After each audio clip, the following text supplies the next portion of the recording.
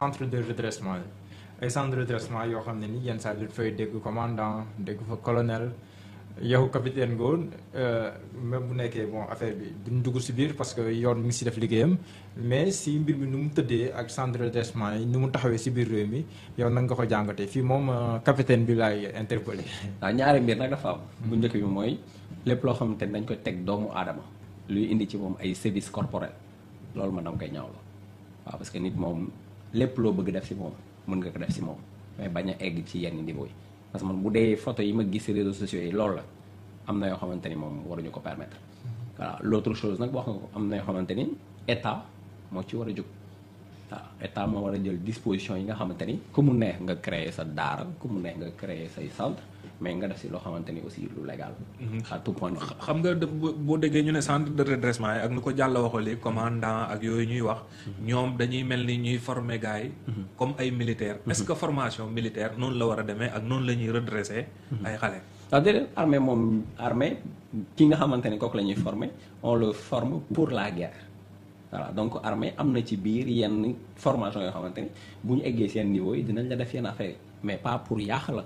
parce que ki nga xam ne da nga koy former pour dara bu demee ba mënatul def dara moom si boppam kon formation bi amul njariñ te redressement même mot bi si boppam sax man d'accord naa si mot bi redressement tey nit ki nekk na ci yoon bu jubul mais nga wàññi ko mais wàññi boobu du yàq nit ki ça n'a rien à voir moo tax ma ne tey yoon am na côté boo xam ne yoon moo war def liggéeyam. kon centre de redressement yooyu est-ce que laajut aussi ñu jege leen un peu ci armée bi wala yenn corps yooyu nga xam ne dinañ mën a former ñiy former xale yi ñuy yóbbu. ci centre de tey boo gisee lu mel ni service civique national mais ay militaires ñoo fa nekk yi ko jiite soit un officier supérieur commandant lay doon wala lieutenant colonel.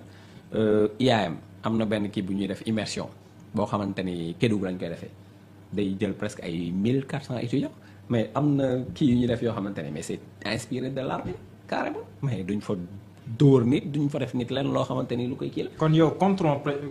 le principe non contrôle ko je suis d'accord mais lépp loo xamante ne daal day yàq nit moom non loolu moom man d'accord. mais tamit est-ce que du échec gouvernement parce que gouvernement waroon na mën a mettre en place des centres de redressement yoo xam ne public lay doon xale yu mel noonu ñu leen fay jël. waaw loolu moom am na côté boo xam te gëm naa ne sax am na mais peut-être dañu ko vulgariser wul. au point que tey ñu dem ba ku mel ni sëñ Modou Kara am ay centres yoo xamante ni dañu fay jël ay nit parce que man gis naa ay autorités yoo xam ne je sais pas ndax dëgg la wala dëgg ñu ne fay nañ nangami million pour seen ay. ku mel ni Pape Samba bu baax et cetera. bah ça aussi c'est bon je sais pas en tout cas état daal war na jug ci yoo xamante ni doomu aadama yi mën nañ leen dugal fu nekk mais quand même ñu sàmm seen ak seen. mais ndax lu mel ni aussi mën na am si réew mi ay at lu bari dafa xew te état du ko yëg ndax loolu mën na nekk. ça m'étonnerait ça m'étonnerait état bañ ko yëg voilà mais peut-être que nag ñu bàyyi leen di leen contrôler noonu rek waaw xam naa nag dañoo dem ba gis ne que am na loo xamante ni jaaduwul ñu ngi dugg ci excès moo tax la gendarmerie a intervenu parce que quand même police intervenu gendarmerie moo intervenu c'est-à-dire que quelque part ils avaient un œil sur eux mais di leen surveiller et que nag xëy na bi ñu demee ba gis ne que mi ngi déborder bah ils ont jugé nécessaire d'arrêter la chose waaw. léegi yan jàngat lañ si war a def parce que aussi bu nekkee ne am na nii. il faut tam ñu def si ay jàngat am ay joint yu mën a def au besoin. waaw léegi nag dafa am loo xamante ni xam nga lu xew rek ñu ne état ni yaa ngi dugg si bateau yi di dem si gaal yi di dem waxee ñu ne état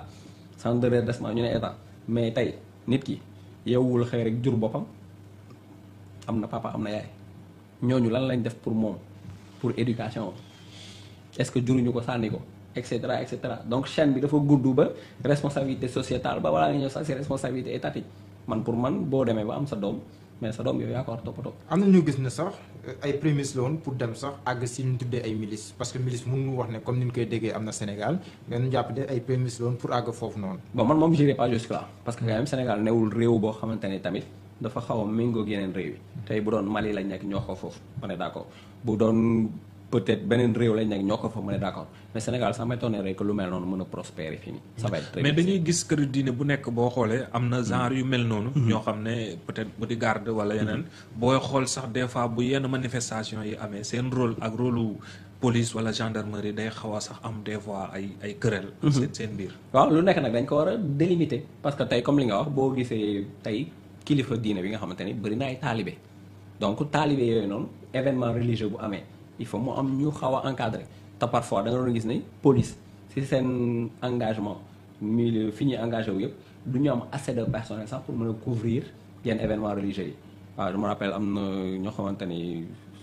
Tiwaawoon sëñ Babacar si créé woon damay waaw fàtte seen Koskas. waaw mais origine bi foofu la c'est-à-dire que toog moom yàgg mu xam ne soxla na nit yoo xamante ni dinañ dimbali force de l'ordre yi Si ñu créé leen organisation bi. voilà loolu la rek en fait moo tax état toléré ko te gëwuma benn yoon ne que l'objectif était vraiment de prendre la place des forces de l'ordre wala di am kii ak ñoom quoi voilà mais peut-être que dinañ ñëw nag ba foo xamante ni bon friction peut-être du ñàkk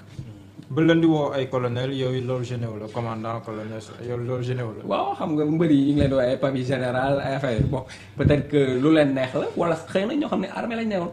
am na si ñu newoon armée. voilà donc ñëw ak kii boobu noonu jël grade yooyu noonu. voilà mais à la base en tout cas. idée bi man jàpp ma ne lu ñaaw la. mais lépp rek comme li ma wax nañ ko def dans la légalité surtout tamit ay nit bañ ci loolu état daf ko war a